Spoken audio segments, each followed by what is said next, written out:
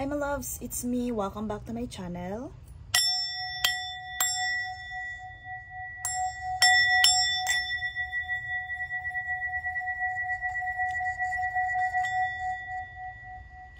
In this reading, we will going to channel some energies for love situation, and also we will going to channel some messages for your person or from your person.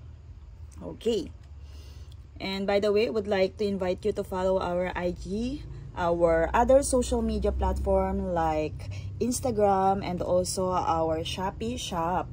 So, kung hindi pa po nyo nabibisita ang ating Shopee shop, I would like to invite you to visit our shop. Baka po meron kayong mga maibigan doon na ating merchandise and crafts.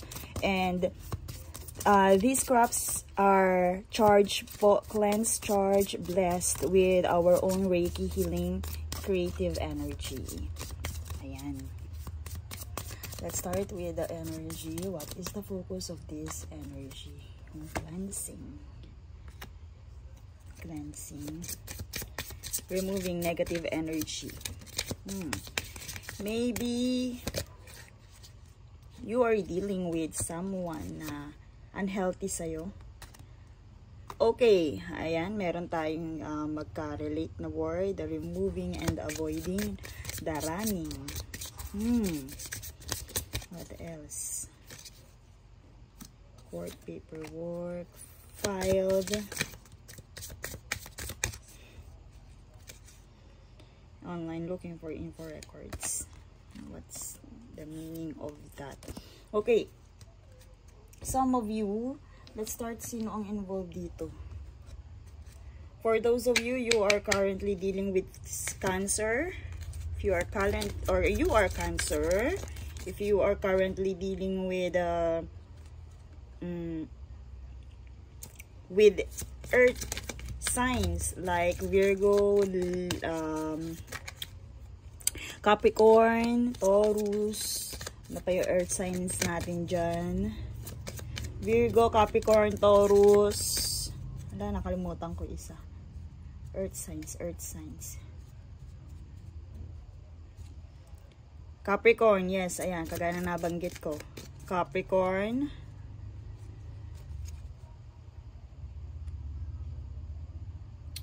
Scorpio. Capricorn. And Taurus.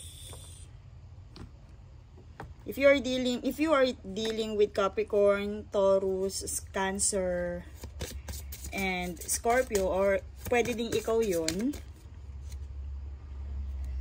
Yes, gaining of respect. What else? Focus. Other people's resources. Inheritance. Hopes and wishes, do it for future. 11th house. Taurus. Okay, so dominant energy natin dito ay earth signs, and also dagdag na natin yung dalawang water signs, which is Cancers and Scorpio. Okay, so dito sa focus ng energy na to, nandito na yung removing negativity and avoiding, running, avoiding. Andito din ang paperwork filed na, and also searching or online, yes, online info. Okay, another confirmation for from our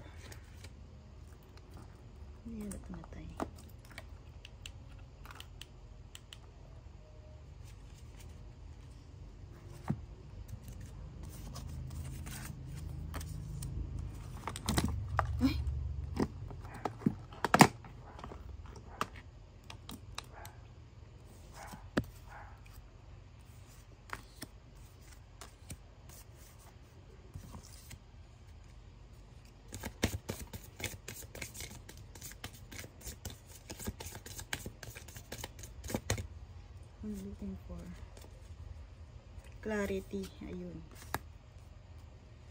Looking for clarity. to gain clarity. Someone or your person was, yes, even you feel lost. Ayan, okay. Okay. Ito na yung energy. Lumilitaw na. Kasi medyo, hindi siya talaga malinaw.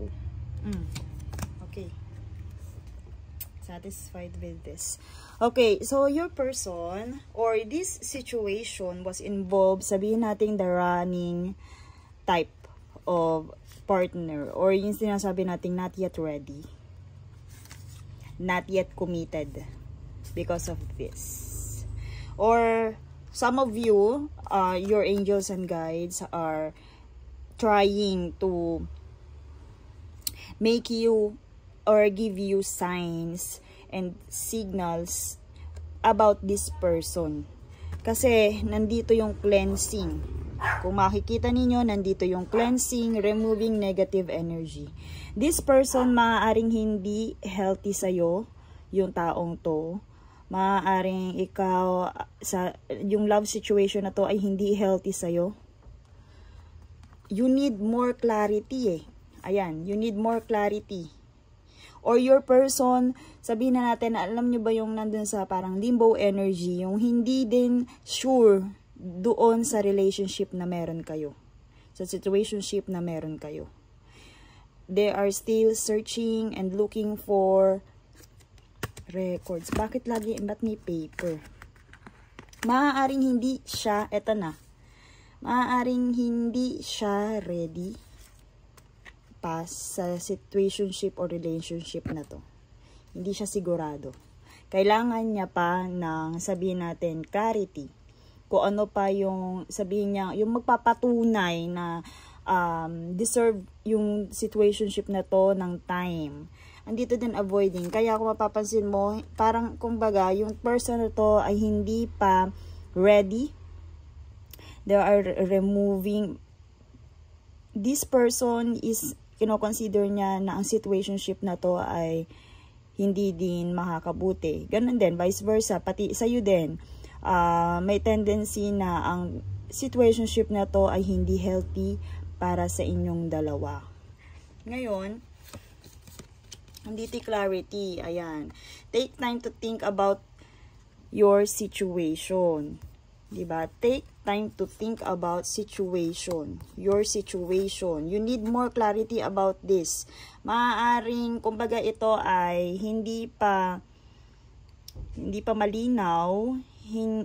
Kumbaga siguro ito yung mga mutual, ganun. And masasabi natin kung in relationship kayo, you are dealing with person na hindi pa sigurado sa relationship ninyo. So, sa'yo, ito din ay pwedeng maging message para sa'yo, your angels and guides. Yun nga kagaya sinasabi ko, na you came across this reading para malaman, para bigyan ka ng signs na kailangan mo ng clarity. You still need to search to gain clarity. Pag-aralan, ayan, even when you feel lost, there's always a way through. Ayan, diba? Medyo magulo, hindi pa maayos yung masyado yung situationship na to. Kailangan ng clarity. And of course, learn. Marami pang dapat sabihin natin itong situationship na to, yung person mo hindi pa malinaw kung nararapat siya para sa'yo, or your person hindi pa malinaw kung asa nakikita ko, hindi sigurado sa'yo yung person mo. Okay, hindi siya sigurado. Kaya, kumbaga, merong running situationship dito na maaaring ikaw palagi yung nagmo-move at siya, sabihin natin, yung bang hahanapan mo ng move niya, ng action niya. Kaya hindi nangyayari yon dahil siya ay avoiding. Okay? Siya ay sabihin natin hindi pa into that situation or relationship. And I personally advise na kung ganon yung person mo, mas kaya iginaguide ka ng angels mo for your clarity. Nasa sayo ang desisyon, pero kailangan mong pagdesisyonan. You not deserve that kind of person. Hindi pa sila. Kumbaga, hindi sila yung matured na partner na pwede mong i-treasure, na pwede mong sabihin, para kasing nagsasayang ka ng oras kung ganito yung tao. Kung ganito yung kapartner mo. Nagsasayang ka ng energy kung ganyan siya sa state, kung nandyan siya sa state na yan. Kaya, kumbaga, kung naguguluhan ka right now, kailangan mong magkaroon ng clarity. Kailangan mong, makita ng malinaw ang mga bagay-bagay. Kasi ngayon, naguguluhan ka. Still searching, nagtataka ka, bakit ganun? Or pwedeng, tinatanggap mo na ganun yung kanyang personality, but hindi. Hindi siya ready, hindi siya sigurado sa'yo or sa situationship ninyo. I'm sorry for being, sabi natin, yung nagderechahan, yun kasi, hindi kasi ako nagsusugarcoat when it comes to this type of reading. Hindi ako nagsusugarcoat when it comes to love situationship because maraming type ng love lalo na yung karmic. Sa karmic, kailangan talaga meron kang matutunan, kailangan doon ma-cultivate yung acceptance. Kaya, isa tong objectives ng mga readings na ma-encounter mo from this channel. So, I hope na, kumbaga, ma-accept mo siya ng maayos and nasa sayo yun kung paano mo i-handle yung mga maririnig mo in this reading. And, yun nga, yes, huwag kang magpabulag sa nararamdaman mo, maaaring yan ay dala ng pressure, maaaring dala ng boredom, pero especially hindi mo nakikita yung red flag. Hindi mo nakikita yung red flag sa relationship na to. Sabihin natin cold. Kasi yung iba, kumbaga, cold talaga yung boyfriend ko or yung partner ko or yung girlfriend ko, pero hindi, may reason behind that. May reason behind that and kailangan kumbaga makita mo yun, huwag ka magpabulag, huwag mong i-accept na hanggang dun lang. Yun yung tinatawag na bare minimum na kumbaga kung ano siya, pero kailangan ay ma-find out mo. Kahit ma-find out mo, kasi kaya din yan. Kaya din ng person mo kung willing siya. Kaya kailangan mo ng clarity in this relationship. Ngayon, let's channel some messages from this person. Bakit? Saan nanggagaling? Bakit avoidant yung taong to? Bakit still searching siya? Still searching pa rin ba siya? O kumbaga legal matter. Some of you specifically baka meron pang mga inaayos or sabihin nating avoidant yung taong to dahil hindi pa siya prepared for some legal kagaya ng marriage. I want a fresh start. Maaaring ito ay galing sa divorce or ganon. O iniintay pa niya yung ganitong result. I'm too afraid to talk. Avoidant nga siya. Avoidant itong taong to. Diba? Now is not the right time. Afraid to talk and now is not the right time. Kagaya nga ng sinabi ko, sabihin natin na you learn sa kanya. Ito sa relationship na to, marami ka natutunan. Kumbaga, tinutulungan ka niyan maging matatag. Pero, itanong mo sa sarili mo, deserve mo ba yung ganyan? Na cold-hearted, na sabihin nating avoidant partner.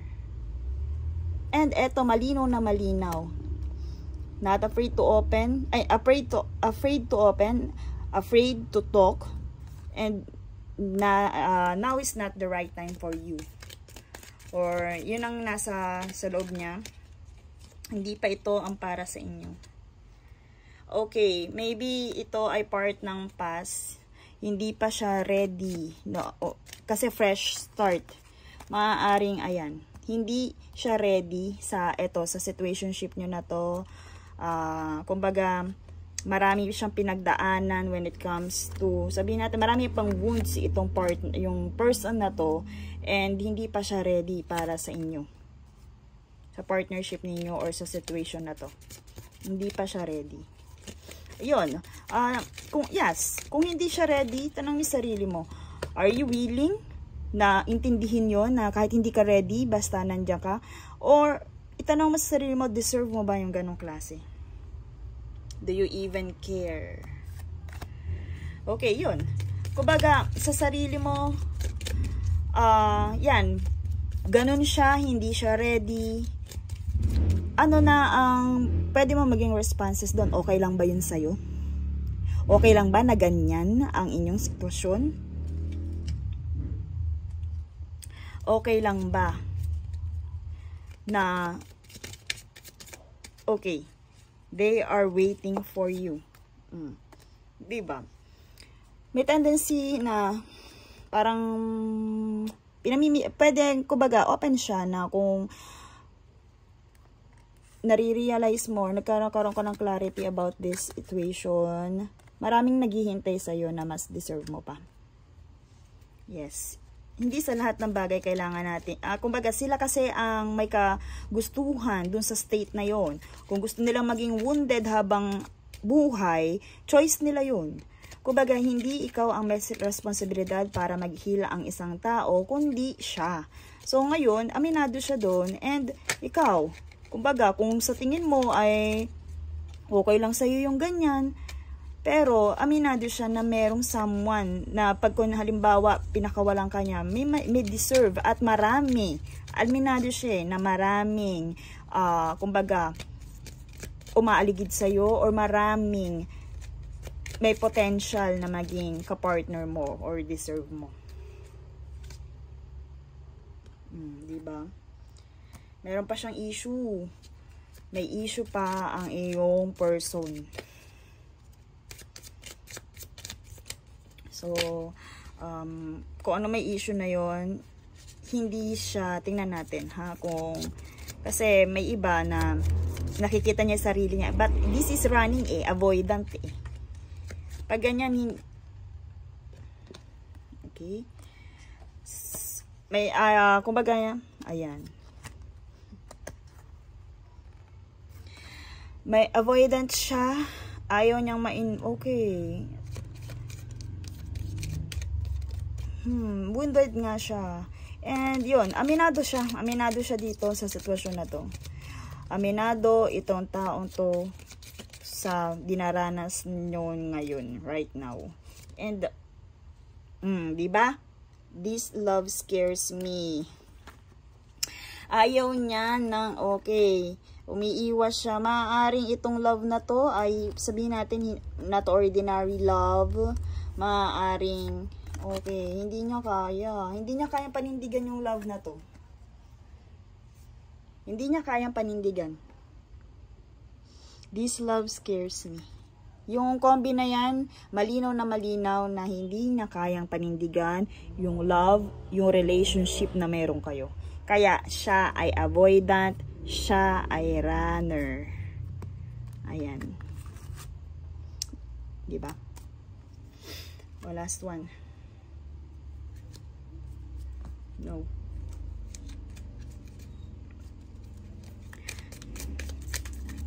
Kumbaga, hindi mo deserve yung ganitong klase ng partner. Sige, hindi mo siya deserve. Kasi, kumbaga, hindi kanya kayang panindigan. Iniisip niya sasabihin ng iba. And, aminado siya, hindi niya kayang panindigan yung love na to sa'yo. Siya ay sabihin natin, you are dealing with coward. In love with you, pero coward. Yan yung pwede kong sabihin. Things are different. Diba? I just wish things were different. Sabihin natin, itong person na to ay in love sa'yo, pero duwag siya. Okay. And,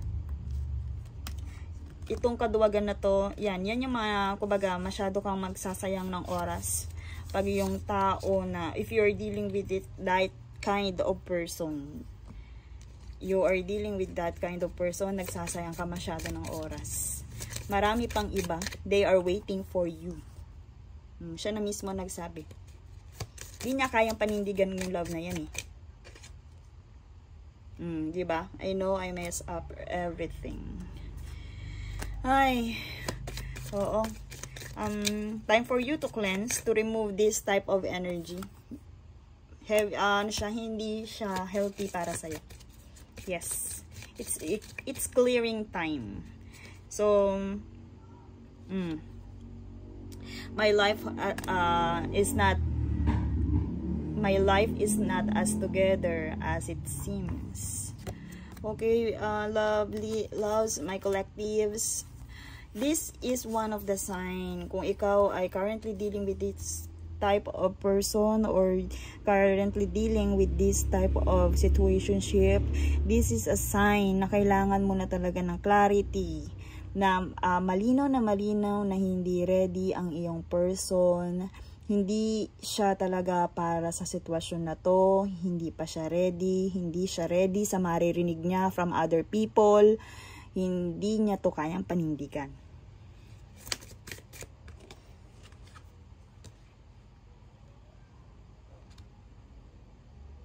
And some of you, ayan, finding out the truth, crush me. What is this? Puro scares, puro takot. Yung ano na to, yung energy na to takot yung iyong person. Takot siya. Takot siya sa eto, kumbaga siya yung person na aminado na, sige, pakawala na, may mas deserve. Pero once na yung meron ka nang nakita, minamit ka na other, takot siya. Kasi nga, yes, in love siya sa'yo, pero hindi niya kayang panindigan. Kumbaga siya na lang yung tipong hahayaan ang lahat kasi hindi niya napanindigan ang mga bagay-bagay. So, ang tanong, deserve mo ba yung ganun? Okay, let's see what is the message from your angels. Love message from your angels. Kasi, diba? You deserve more romantic partner. Your feelings are real and worth exploring. Diba? Worth exploring. Ayan, nakagaya ang figure dito. Kumbaga, your angels and guides are telling you na deserve mo ng someone na sabihin natin i-romanticize yung inyong situationship. Because, kumbaga, magre-reciprocate doon sa pagpapakita mo, pag-i-express mo ng love. You deserve that. Hindi mo deserve itong ganitong klase na situationship na kung saan ang dami mo pang katanungan na nabubulag ka kahit may red flag.